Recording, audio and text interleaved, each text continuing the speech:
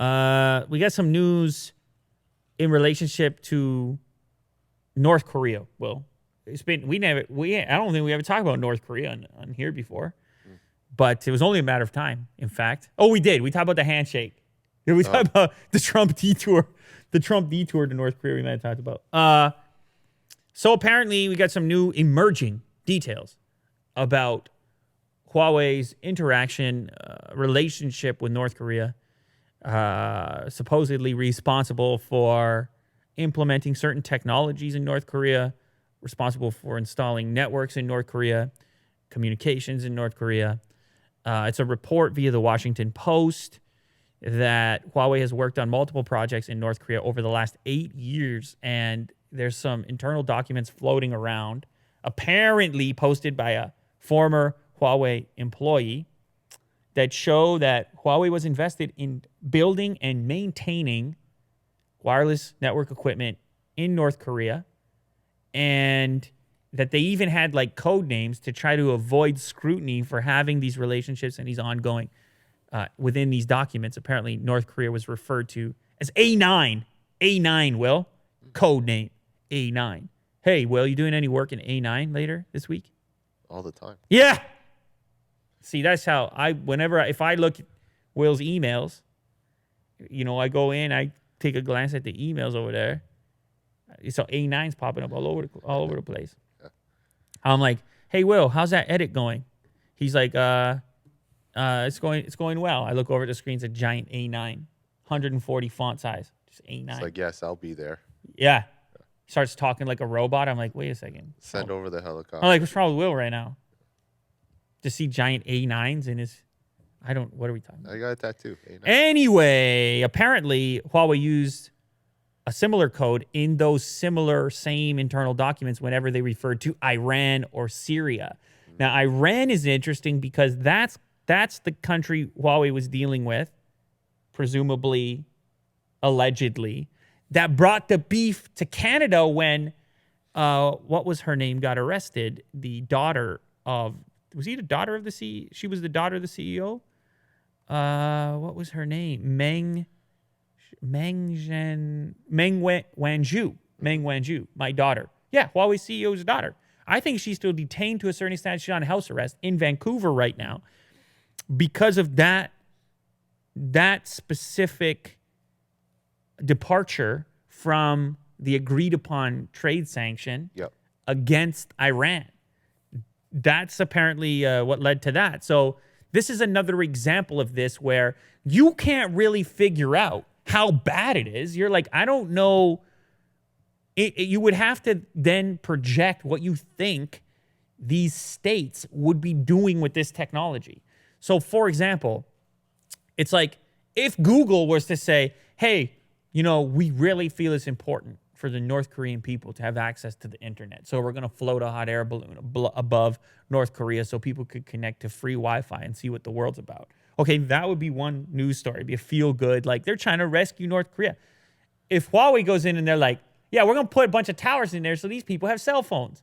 Everyone's like, are you? Sneaky. Yeah, everyone's like, it's different, right? Everyone's like, is that what you're doing? Or espionage, heavy hitters? Are you shaking hands on a different level? Is it the briefcase in the back of the Mercedes-Benz? The one they're running alongside. You know the one. Well, why do they have to call? Well, you know the one. Bring it up with the bodyguards running beside the Mercedes-Benz. You know the one. It's very important. I apologize for the interruption there. It's a very important part of the equation here. There it is, Will. You got it. 12 bodyguards in the middle there. You see? This is how you travel. You need to travel like this, Willie do. Oh. You understand? You got to travel like he travels. It's very important for your own protection. You got a big profile right now. We got volume. What do we got going on? We got sax. Can you turn down the volume? I don't have the remote. All right, hold on. No, can't you just hit your own volume? Won't that work? No, it's so complicated anyway.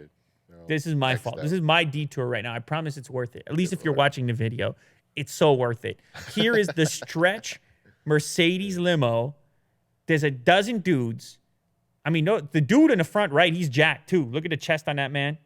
But he can still move. All wearing suits. Yeah, but exactly. Super hot. Suited up. They don't feel the heat, these guys. Yeah. They're trained not to feel the heat. They all got fresh haircuts. You understand? So you know they're tip-top. And they stand around, they guard it. It's unbelievable. What you going to do? And then you emerge like that, Willie, dude. That's you. You understand? You go to your destination, you emerge like that. I was actually in the vehicle. Yeah, you stayed in. A9 talk. Yeah, you were having an A9 talk. Well said, Willie do. So anyway, point being is, videos like this, they scare people. People go, man, that guy, I don't know. He's powerful. He's got people. Look, he's got the stretch limo. What are we going to do? Got the 12 security guys. So then you hear a story like this, and you're like, well, wait a second. Huawei's working with these guys. What does that mean? Similar to the Iran story. So it gets that twist on it.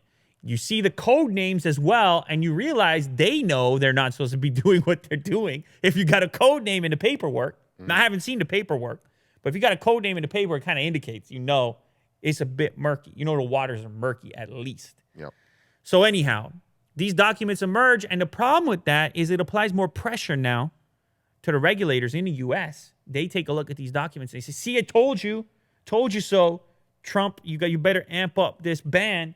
Because, look what's going on. You have your own trade rules and embargoes and various things with countries like North Korea, Syria, and Iran. And, of course, countries, nations, they come together. They determine and decide on these sanctions in order to act as a punitive measure to try to get these types of states to comply with international standards. That's how these sanctions work. And if there are ways around the sanctions, guess what? It ain't a sanction, Will. You see how that goes? That ain't a sanction at all. You still get what you want. That's like a parent says, go to your room. And the kid's like, my room? I got video games. I got Cheetos. That's a punishment? See you later, Mom. Go to my room. Ha! So all of a sudden, Trump goes, sanction. North Korea doesn't get our technologies. And Huawei's like, what do you mean they don't? 5G. North Korea got 5G. We don't have 5G yet. You see that? I mean, I don't know if that's true or not, but that's how it goes.